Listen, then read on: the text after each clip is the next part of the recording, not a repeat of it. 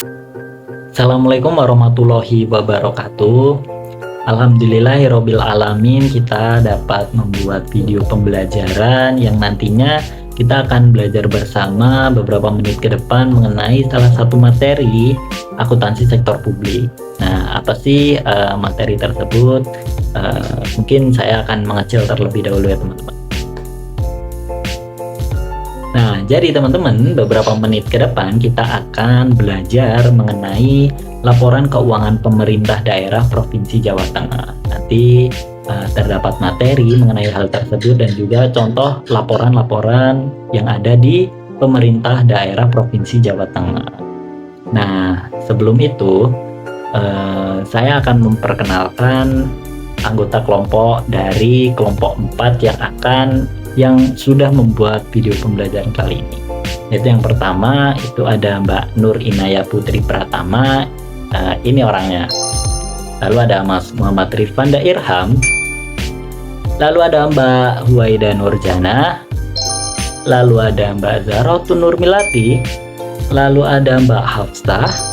Lalu ada Mbak Widya. Dan dengan saya sendiri Brian Mursi dan Badan. Lalu ada Mas Alvin Aliana Martino. Lalu ada Mbak Dela Pramudita, dan yang terakhir ada Mbak Triana Amelia Pasha. Nah, mungkin langsung saja kita masuk ke materinya teman-teman. Disimak dan semoga video pembelajaran yang kami buat ini dapat bermanfaat dan dapat menambah wawasan serta pengetahuan kalian. Selamat menonton. Gambaran umum mengenai akuntansi keuangan pemerintahan daerah. Akuntansi keuangan pemerintahan daerah merupakan bagian dari akuntansi sektor publik yang mencatat dan melaporkan semua transaksi yang berkaitan dengan keuangan daerah. Ruang lingkup keuangan negara yang dikelola langsung oleh pemerintahan pusat adalah anggaran pendapatan dan belanja negara, dan yang dikelola langsung oleh pemerintahan daerah adalah anggaran pendapatan dan belanja daerah. Selanjutnya ada dasar-dasar dan teknik akuntansi. Yang pertama ada pembukuan tunggal. Dalam sistem ini, pencatatan transaksi ekonomi dilakukan dengan mencatat secara tunggal. Transaksi yang berakibat bertambahnya kas akan dicatat pada sisi penerimaan. Yang kedua ada pembukuan berpasangan. Menurut sistem ini, pada dasarnya suatu transaksi akan dicatat secara berpasangan. Yang ketiga ada siklus akuntansi. Sistem adalah suatu kesatuan yang terdiri atas subsistem atau kesatuan yang lebih kecil, yang berhubungan satu sama lain dan memiliki tujuan tertentu. Selanjutnya yaitu ada jenis-jenis transaksi pemerintah daerah. Yang pertama ada pendapatan daerah. Pendapatan daerah meliputi semua penerimaan uang melalui rekening kas umum daerah yang menambah ekuitas dana.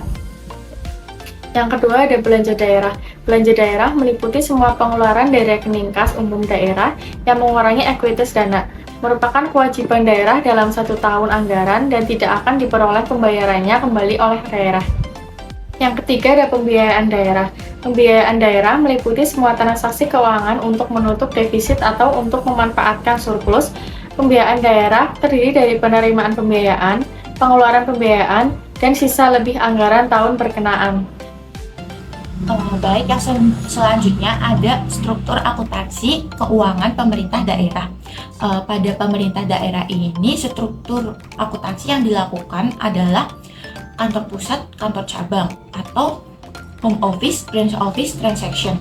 Di pemerintah daerah sendiri, yang menjadi kantor pusatnya adalah PPKD dan yang menjadi kantor cabangnya adalah SKPD. Konsekuensi dari sistem akuntansi tersebut diperlukannya kontrol pencatatan antara PPKD dan SKPD melalui mekanisme akun resiprokal, yaitu akun rekening koran pusat atau RK pusat yang ada di SKPD dan akun rekening koran SKPD atau RK SKPD yang ada di PPKD. Nah, untuk yang selanjutnya ada jenis-jenis akuntansi. Yang pertama ada akuntansi berbasis anggaran. Nah, akuntansi berbasis anggaran ini merupakan sistem akuntansi yang memasukkan jumlah yang dianggarkan dan jumlah aktual dalam catatan ganda. Yang kedua ada akuntansi berbasis kas. Akuntansi ini mengakui dan mencatat transaksi keuangan pada saat kas diterima dan dibayarkan. Yang ketiga ada akuntansi berbasis akrual. Akuntansi ini mengakui dan mencatat transaksi atas kejadian keuangan pada saat terjadi. Yang terakhir ada akuntansi berbasis kas menuju akrual. Basis ini digunakan dalam laporan keuangan pemerintah, yaitu basis kas untuk pengakuan pendapatan, belanja, transfer, dan pembiayaan, sedangkan basis akrual digunakan untuk pengakuan aset, kewajiban, dan ekuitas dana. Yang terakhir ada kode rekening. Yang pertama ada kode fungsi. Kode ini muncul untuk tujuan keselarasan dan keterpaduan dengan pengelolaan keuangan negara. Yang kedua ada kode urusan. Kode ini terkait dengan urusan pemerintah yang merupakan fungsi-fungsi pemerintah yang menjadi hak dan kewajiban setiap Pemda. Yang ketiga ada kode organisasi. Kode organisasi di dalam struktur Permendagri 13/2006 masih terkait dengan kode urusan. Jenis kode organisasi ini disesuaikan dengan SOTK Pemda. Yang terakhir ada kode keuangan yang dikelompokkan menjadi beberapa bagian. Baik, selanjutnya saya akan menjelaskan terkait dengan laporan realisasi anggaran pemerintah daerah provinsi, yang mana merupakan laporan yang menyajikan ikhtisar sumber, alokasi dan pemakaian sumber daya ekonomi yang dikelola oleh SKPD, PPKD, dan pemerintah daerah, yang menggambarkan perbandingan antara realisasi dan anggarannya dalam satu periode pelaporan. Penyandingan antara anggaran dengan realisasinya menunjukkan tingkat ketercapaian target-target yang telah disepakati antara legislatif dengan eksekutif. Terdapat beberapa elemen dalam LRA seperti pendapatan yang merupakan penerimaan oleh Bendahara Umum Daerah, belanja yaitu pengeluaran oleh BUD, transfer yaitu penerimaan atau pengeluaran uang dari suatu entitas pelaporan dari atau kepada entitas pelaporan lain. Yang keempat yaitu pembiayaan, setiap penerimaan atau pengeluaran yang tidak berpengaruh pada kekayaan bersih entitas. Dan yang terakhir adalah penerimaan pembiayaan, merupakan penerimaan yang berasal dari pinjaman atau hasil divestasi. Berikut adalah LRA Provinsi Jawa Tengah tahun 2021. Hasil analisis dari kelompok kami menunjukkan bahwa yang pertama, pendapatan daerah pada tahun 2021 ini terrealisasi sebesar 99,38% dari yang ditargetkan dan mengalami kenaikan sebesar 4,88% dari tahun sebelumnya. Adapun pendapatan daerah berasal dari PAD, pendapatan transfer, dan pendapatan lainnya. Lalu, realisasi pos belanja daerah pada tahun 2021 ini meningkat sebesar 0,75% dari tahun sebelumnya. Adapun belanja daerah dialokasikan pada beberapa pos akun seperti belanja operasional, belanja modal, belanja tidak terduga, dan belanja transfer. Yang ketiga yaitu terkait dengan pembiayaan daerah. Pembiayaan daerah pada tahun 2021 ini dengan realisasi sebesar 100,01% dari yang dianggarkan mengalami penurunan sebesar 3,83% dari tahun sebelumnya. Adapun pembiayaan daerah dibagi menjadi dua, yaitu penerimaan pembiayaan berupa silpa tahun sebelumnya dan dana pinjaman daerah, dan yang kedua pengeluaran pembiayaan terkait dengan dana cadangan dan modal daerah. Dan yang terakhir yaitu terkait dengan realisasi sisa lebih pembiayaan anggaran atau silpa pada tahun 2021 ini diperoleh dari beberapa pos akun seperti pelampauan penerimaan PAD, pendapatan transfer, pendapatan lain-lain. Adapun silpa terdistribusi ke bendahara penerimaan dan pengeluaran masing-masing SKPD. Oke, baik teman-teman, mari kita lanjutkan pembahasan mengenai materi ini ya teman-teman. Jadi sekarang kita akan membahas mengenai laporan perubahan saldo anggaran lebih atau yang dapat kita singkat LPSAL.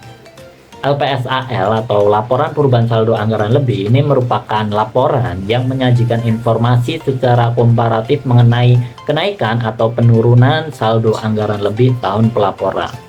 Jadi laporan ini menyajikan data-data berupa saldo anggaran lebih yang dapat diperbandingkan di tahun berjalan dibandingkan dengan tahun sebelumnya. Lalu untuk saldo anggaran lebih sendiri ini merupakan jumlah akumulasi silpa atau sikpa. Ini merupakan sisa lebih atau kurang pembiayaan anggaran di tahun sebelumnya atau tahun berjalan, dan juga penyesuaian-penyesuaian lain yang diperkenankan. Lalu siapa sih yang menyusun laporan ini? Baik, sejalan dengan pemberlakuan PSAP nomor 13 yang mengenai penyajian laporan keuangan Badan Layanan Umum atau BLU, yang sebelumnya penyusunan laporan perubahan saldo anggaran lebih ini hanya dibuat oleh konsolidator LKPP ataupun LKPD. Nah, untuk sekarang karena berlakunya PSAP 13 ini, maka entitas badan layanan umum seperti perguruan tinggi maupun rumah sakit ini juga harus membuat laporan ini. Baik, selanjutnya di sini terdapat komponen LPSAL. Jadi dalam laporan perubahan saldo anggaran lebih ini teman-teman, ini terdapat beberapa komponen sebagai acuan untuk menyusunnya.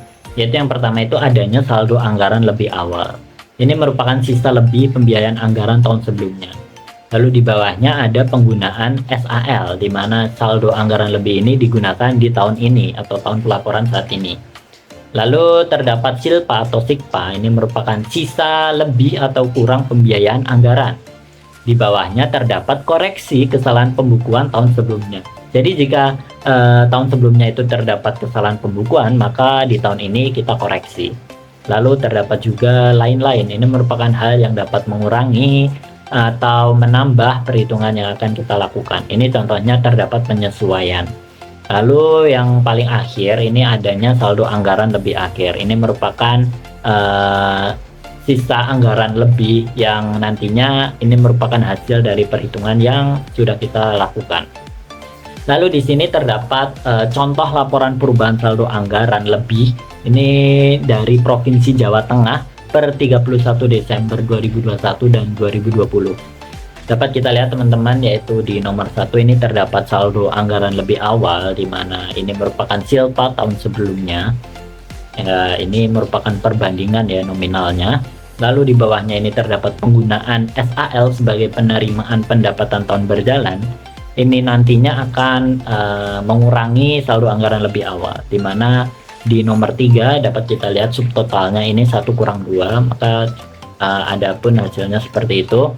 Lalu di nomor 4 ini ada silpa atau sikpa yang ini nantinya akan menambah atau mengurangi subtotal dari nomor 3. Lalu di bawah subtotal yang berada di nomor 5 ini adanya koreksi kesalahan pembukuan tahun sebelumnya. Jadi jika tahun sebelumnya itu terdapat kesalahan pembukuan, maka kita koreksi di tahun ini.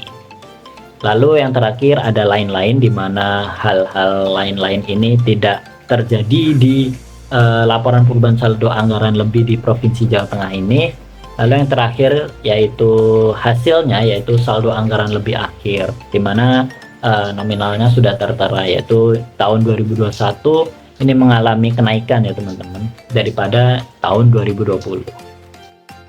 Neraca adalah laporan keuangan yang menyajikan posisi keuangan entitas ekonomi pada periode tertentu.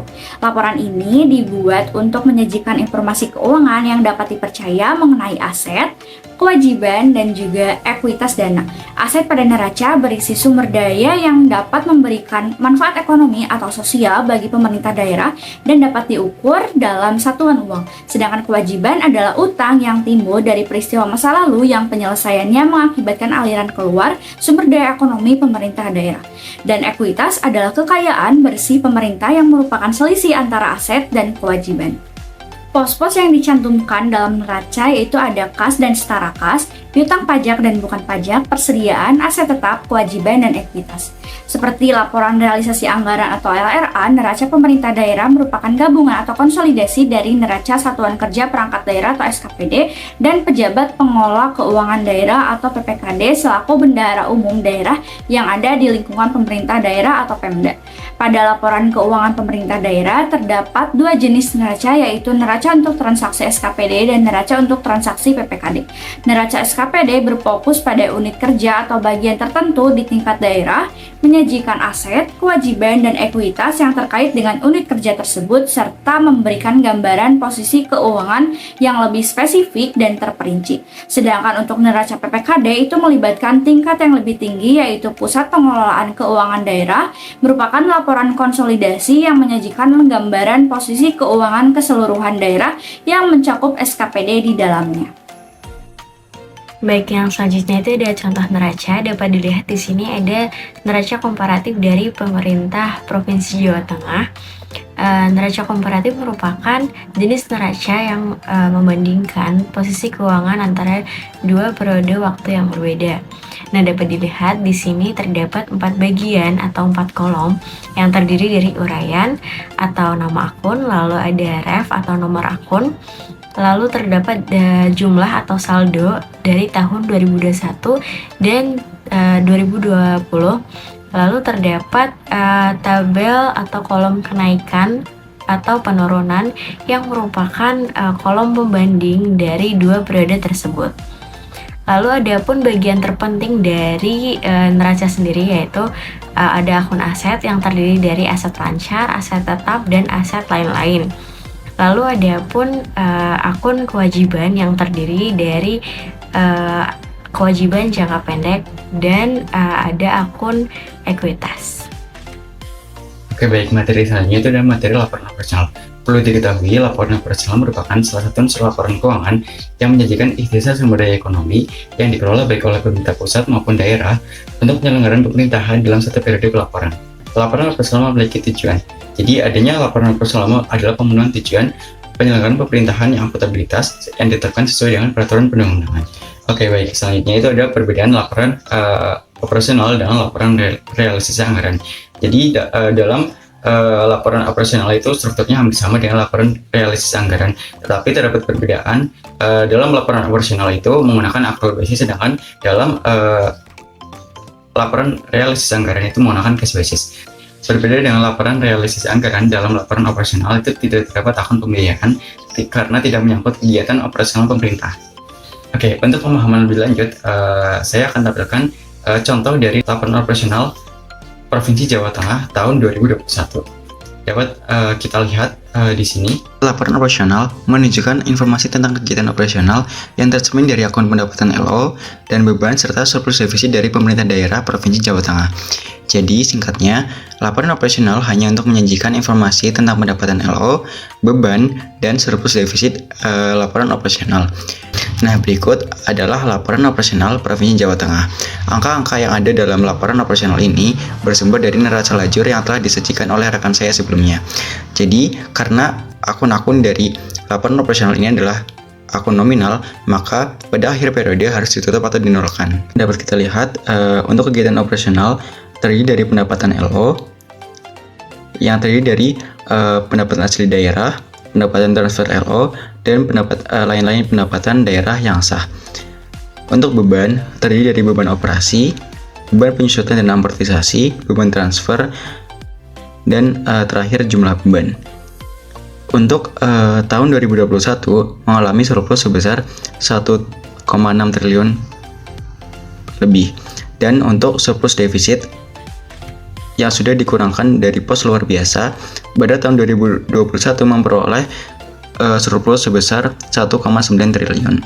Jika dibandingkan dengan tahun 2020 mengalami defisit sebesar 417,421 miliar. Laporan yang selanjutnya adalah laporan arus kas pemerintah daerah yang merupakan laporan keuangan yang menyajikan informasi mengenai sumber penerimaan dan juga pengeluaran kas pemerintah daerah melalui Bendara Umum Daerah atau BUD selama periode waktu tertentu. Tujuannya adalah untuk memberikan informasi mengenai sumber, kemudian penggunaan dan juga perubahan kas dan setara kas, serta memberikan informasi tentang saldo kas dan setara kas pada tanggal pelaporan tersebut. Terdapat 4 aktivitas dalam laporan arus kas pemerintah daerah, yaitu berikut merupakan contoh laporan arus kas pemerintah Provinsi Jawa Tengah. Yang pertama yaitu arus kas dari aktivitas operasional. Jadi aktivitas ini terkait dengan kegiatan operasional pemerintah daerah selama satu periode akuntansi. Contohnya di sini yaitu arus kas masuk dari pajak daerah, retribusi daerah, dan lain-lain. Kemudian contoh arus kas keluarnya itu seperti pembayaran pegawai, pembayaran barang dan jasa, dan lain-lain. Kemudian aktivitas yang kedua yaitu ada aktivitas investasi. Aktivitas ini terkait dengan perolehan dan juga pelepasan sumber daya ekonomi seperti aset tetap atau aset non keuangan. Contohnya di sini yaitu ada arus kas masuk dari pendapatan penjualan atas tanah, peralatan, mesin, dan lain-lain. Kemudian contoh arus kas keluarnya itu seperti belanja tanah, peralatan mesin, dan lain-lain. Kemudian aktivitas yang ketiga yaitu aktivitas pendanaan atau pembiayaan. Aktivitas ini terkait dengan pendanaan defisit atau penggunaan surplus anggaran. Contohnya di sini yaitu arus kas masuk dari pencairan dana cadangan, kemudian pengembalian dana talangan. Contoh arus kas keluarnya itu seperti penyertaan modal daerah dan juga pembentukan dana cadangan. Kemudian aktivitas yang terakhir yaitu aktivitas transitoris atau non-anggaran. Aktivitas ini tidak memengaruhi APBD atau dengan kata lain menimbulkan kas tetapi tidak dianggarkan. Nah, contohnya itu seperti penerimaan dan juga pengeluaran pihak ketiga. Aktivitas ini juga yang membedakan antara laporan arus kas pemerintah daerah dengan laporan realisasi anggaran. Baik, untuk yang selanjutnya saya akan menjelaskan materi terkait laporan perubahan ekuitas. Laporan perubahan ekuitas merupakan salah satu jenis laporan keuangan yang penting bagi perusahaan. Melalui laporan keuangan ini, pemangku kepentingan dapat memantau perkembangan modal pemilik perusahaan. Salah satu unsur yang bisa dianalisis adalah jumlah modal yang dimiliki oleh pemilik perusahaan dalam satu periode akuntansi. Dalam menganalisis laporan perubahan ekuitas, pemangku kepentingan dapat mengambil keputusan yang tepat. Ekuitas sendiri adalah hak residual atau sisa dari aktiva perusahaan yang setelah dikurangi seluruh kewajiban.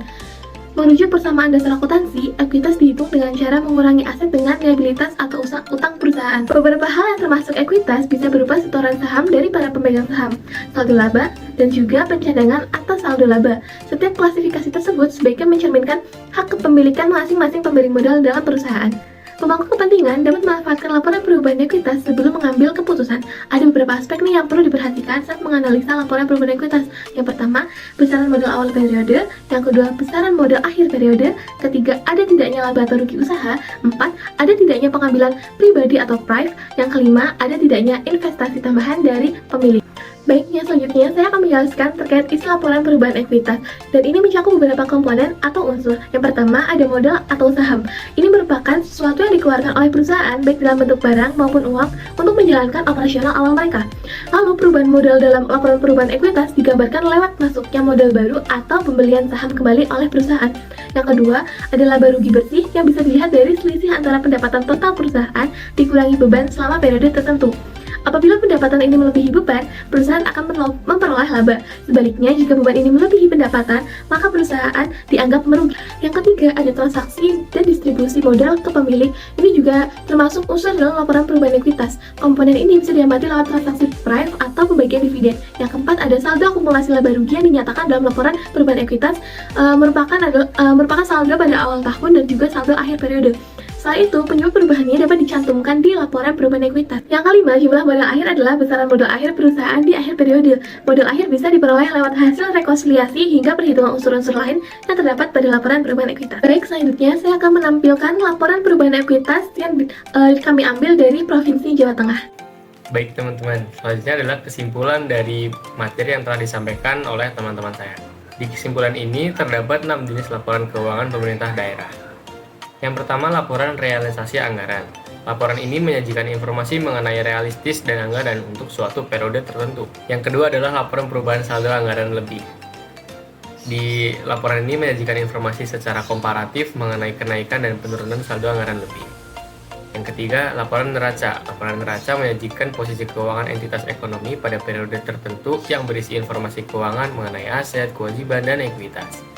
Yang keempat, laporan operasional. Laporan ini menyajikan ikhtisar sumber daya ekonomi yang menambah ekuitas dan penggunaannya yang dikelola oleh pemerintah pusat atau daerah untuk kegiatan penyelenggaraan pemerintahan dalam satu periode perlaporan. Yang kelima adalah laporan arus kas. Laporan ini menyajikan informasi mengenai sumber penerimaan dan pengeluaran dari kas pemerintah daerah melalui BUD atau BLUD selama periode waktu tertentu. Yang keenam adalah laporan perubahan ekuitas. Pada laporan ini berisikan modal, laba rugi bersih, transaksi dan distribusi modal, saldo akumulasi laba rugi, jumlah modal akhir. Sekian presentasi video dari kelompok kami. Kami berharap ilmu yang telah disampaikan atau materi-materi yang telah disampaikan dari rekan-rekan kelompok kami dapat bermanfaat bagi teman-teman semuanya. Terima kasih.